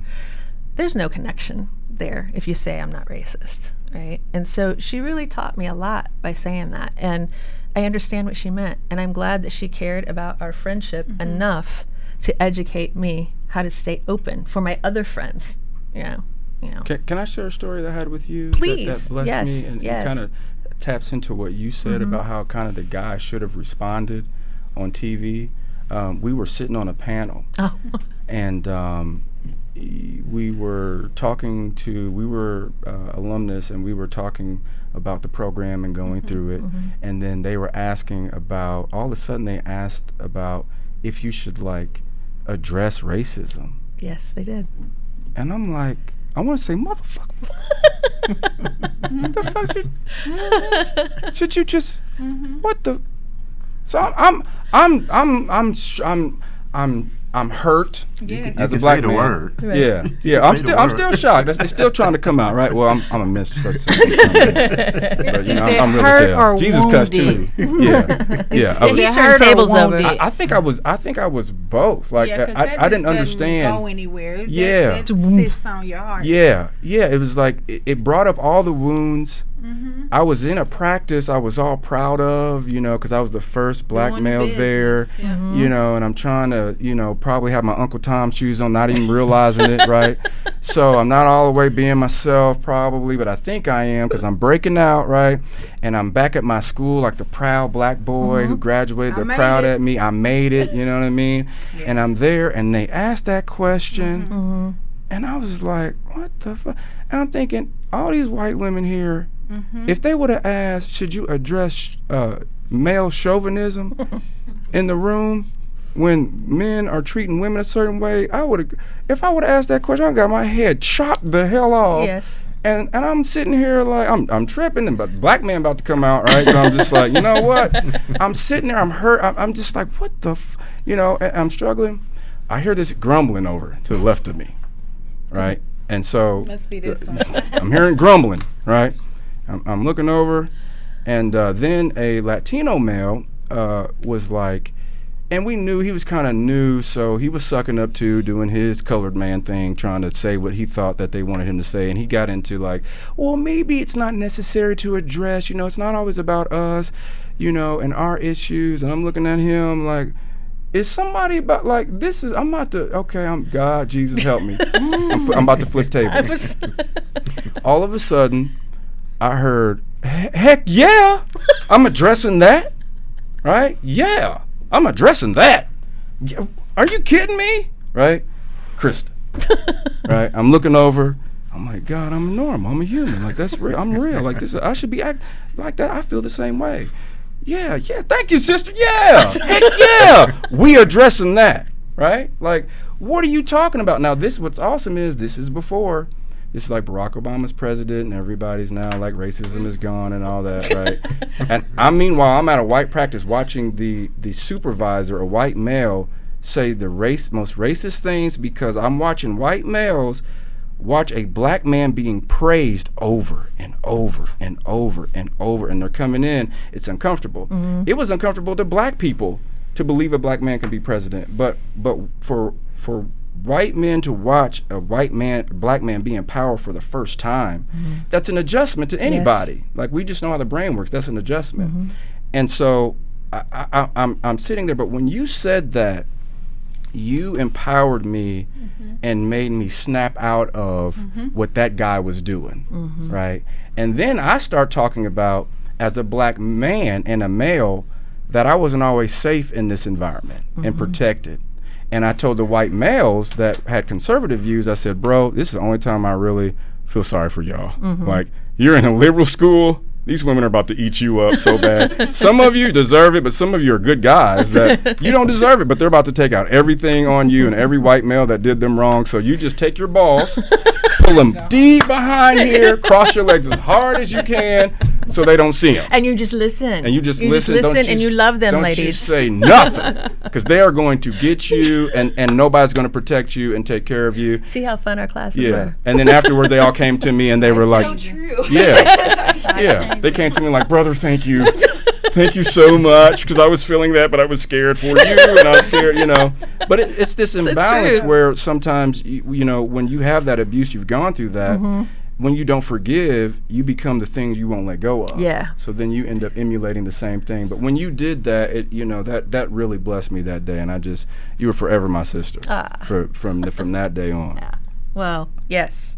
Hey. If I could chime in on the heart of what you're saying, because I think it would be a disservice to all of us if we didn't transfer like what some of those moments, how they paralyze us. Yes. And I feel I'm searching for a word to describe how I feel when I'm stripped down to nothing, and the only word I have is nothing. When I feel that I have been violated as a human being, it is so difficult to get up and be authentic without being angry, without being enraged, because I don't understand how you could be that insensitive to another human being. And it's not fair that we can't just be human and be mad, because we should be. Yes. We got to be perfect in that situation. I'm unapologetic if I go into that space. Yes. Because you have violated yes. me Yes. at that point. And I think we have to figure out a way to transfer that to this bigger conversation that's happening in social media on how we can have folk like Krista that will help lift, even though I hate to, have the discussion around the civil rights movement. Had it not been for the white women joining the movement, we wouldn't have had the progress that we had, as a result of that. Yes. So it's just really about these moments where we are, the paraclete to one another when it's difficult. Sometimes we do need validation so we can move forward. Yeah. But just kind of being very sensitive around humanity when we have those type of situations. Yes. And what I like what you're saying, because even now, what I sense is how because there's no empathy and compassion for black men, black women, and like to talk about the pain as a man I was sitting there in and hurt, that I even had to learn how to acknowledge, and that what that does to us and the trauma, that we don't gloss over that, because that's what happens to us. But man. I feel you. If you don't want to talk about the truth, do you really want to heal? It is. I need to say this to you too. You asked me almost 2 years ago to tell a story, and it messed me up. And it took me 2 years to now. Wow. I didn't say anything. It's about your dad. Well, no. You said, Nathan, why don't you tell us? We were on social media. Oh, okay. You said, why don't you tell us times you've gone through racism? Okay. And you know what? Sorry. I locked up. It was like, no, I ain't telling. These people don't give a goddamn about me. I'm not sharing with these people that don't have any empathy and compassion, that aren't going to do shit.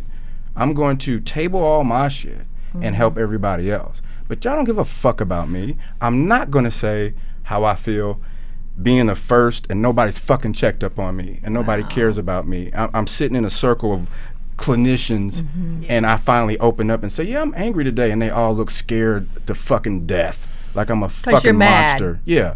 Because I should be. I'm just going through something, and I would just, but nobody checked on me. Hey, Nathan, how you doing? They're scared to death doing that, and nobody realized that they just did that. And I'm like, you think I'm gonna refer my people to y'all? Right. Are you out of your fucking mind? Like you can't deal with me, and I use Hercules muscles to deal with you every day, and you can't even deal with me. Right. Like, and then I'm like, God, how many of my people do need me and black people to talk to, because these people are scared to death? And then I'm like, and they don't even know that they're messed up, right? But my pain gets glossed over, and it's like, no, that's not safe, but it was you who is safe, but it was like, no, and my brain just locked up, and it was like, damn. I didn't mean to lock you up. No, what you did was, it was safe and open, but I didn't even realize how much, like you said, my pain. I was a turnkey moment for you. Yes. And you realized, that to deal with that. Yeah. So that we don't. Nobody knows that, men especially, but especially black men. Even when they do the reports in the hospitals, we get less pain medication. Like the things that are done to us to this day, why we die faster. And that's what people human. don't hear. Yes, that's the stuff that people don't hear. Yeah. And that is a big deal. I'm going to tell you a story real quick, too. it's about the judicial system and black men. I am the first African American to get full legal and sole custody of my daughter against a Caucasian female. And I'm gonna tell you that was, you was talking about, you know, the worst feeling to be a black man. I literally felt like revelations. Like, I got put on the stand, and it was like, anything that could demoralize me was balled up. And I got to give her a shout out, Judy Hester. She believed in me. She knew how I was. People that knew me knew the type of dad I was. But it was amazing. You are, not was. You are. It just amazes me how the system portrays men of color, especially by making it seem like that we're uneducated. We can't raise our kids. We don't pay support. And I actually lived through that. And I mean, it was the first time I ever had my life under a microscope that deep. And I looked and I said, you know, I'm gonna win this case. And no matter how they portray me. And when I wound up winning, I just remember looking at my daughter just crying. And my daughter to this day remembers that. And she goes, I remember what you did. I won't give her the full details, but it was demoralizing. And it's wild to see a system that will still use the old Uncle Tom type mentality when it comes to an African American or a man of color or any man that's trying to do the right thing for his kids. Men still of all colors don't get that respect that they do, but black men really don't get that respect in the judicial system. Right. Well, and what I'm hoping is that with conversations like this, I mean, obviously, I'm doing it from this platform, working as a therapist and doing meditation and, you know, being connected to a lot of different people and liking authentic conversation. And what I know, what I've learned from this that's reinforced how I operate as a professional is that if I'm going to address trauma, I have to address the social trauma too. Racism has to be addressed. No ifs, ands, and buts about it. And because sometimes my African American clients, they don't even realize, like, I've asked professionals, doctors, lawyers, you know, hey, how has racism affected you? Yeah. Kind of like you locked up, right? And until you just said that, I was like, oh, that locks people up. Because it's something that, first of all, like you said, African Americans don't seek out therapy often. And then if they do, you can't talk, a lot of people can't talk about racism effectively from the point of pain and humanity, right? Abuse of any kind, but we're talking about racism this evening. So, you know, how are you going to take what you've heard here this evening and be the change you want to see in your life? Because everybody isn't a therapist, right? Hopefully people that are watching, listening, that are at this table have heard something that's been like, oh, I never thought about it like that before. Just like when you said to me, oh, but Krista, I beg to differ. I think you do know where the humanity is. It's that little girl. Yes, it was. I'm gonna tell you, this is something that would be good for people to watch. It's a movie. When I went back to finish my degree, my professor said, I want you guys to watch this movie called Crash. Oh, yeah. Yes. And I want you to write a story on it and stuff. So, I watched it. It had Matt Damon and Matt Dillon, one of them in there. And I would tell the audience, it's the most powerful movie. Yeah. I mean, it pretty much covers everything that we're talking about. And it puts you in the driver's seat. And I remember the one episode where you saw the movie where they got pulled over. Yes. And I was like, oh my God, you know, I mean, the movie, and it was more amazing that the professor was Hispanic, that he would pick that movie.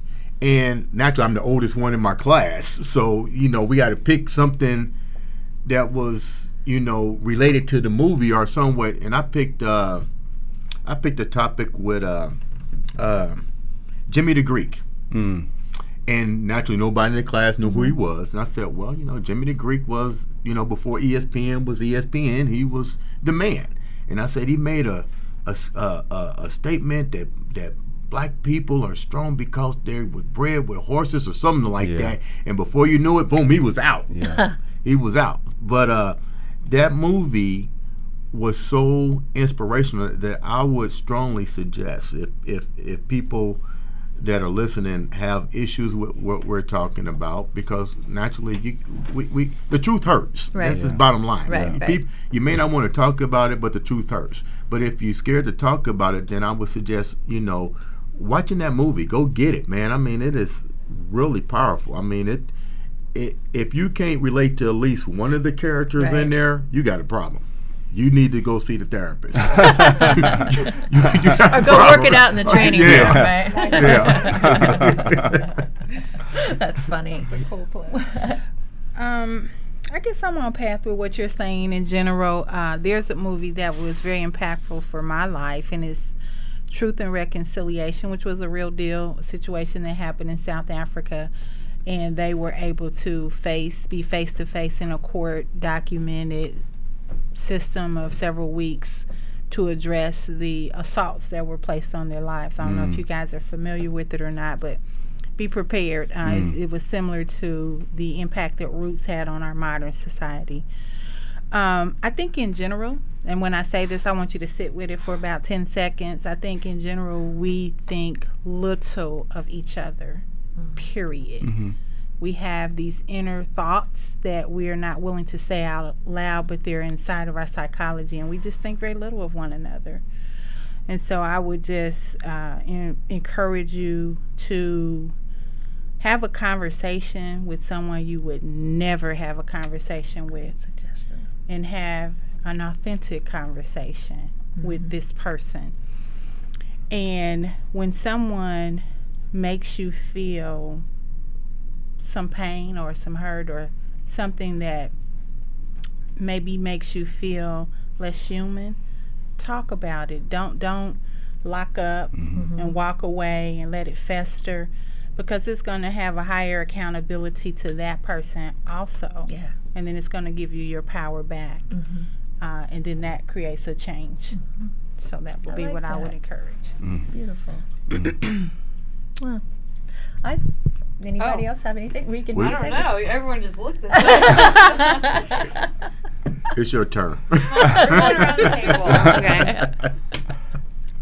I mean, I think alongside of what you said, just stopping long enough to listen. I don't think we sit long enough to listen. We don't take time to hear people's stories. I think even in this time that we've had, it's been an opening of my eyes, but actually being open to listen and be self-aware and mentalize when I'm checking in and saying, okay, is this going to be, I think in a lot of times that we've had is saying, okay, if I was in a different situation, would I experience this the same way? And can I check when I'm feeling my power in the room? And so, and can I check out of that and listen to somebody else? That's important. Well, that goes back to how am I contributing? I mean, yeah, absolutely. Well, I'm really grateful for you guys coming out tonight. We sat and had a great conversation. We might have to add some wine or coffee or something at some point. But thanks. And thanks, Jason. Thanks, Jason and Austin. Jason and Thank you. Right. And thanks, Kern and Michelle, for hanging out over there. Thank you, guys.